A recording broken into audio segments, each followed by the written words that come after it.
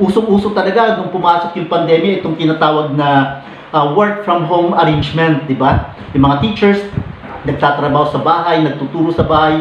Yung mga office workers, dati nasa office, ngayon nasa bahay na lang sila gumagawa ng mga trabaho doon. Pero mga kaibigan, may problema na ako nakikita sapagkat gumigising sila irregular, then tatutulog sila, hindi rin pare-pareho, minsan gabing-gabi na. So bibigyan natin ng sistema yan sapagkat naapektuhan yung ating productivity doon sa mga nangyayari yan. So ngayong araw mga kaibigan, ibabahagi ko sa iyo yung 5 o 6, okay, rather 6 na productivity tips para sa mga work from home mom and dad na ngayon ay nasa bahay lang at kumikita naman syempre, pero bakit ba bumababa yung productivity nila o bakit masyado silang napapagod? Ito po yung mga dapat nating tandaan. Una,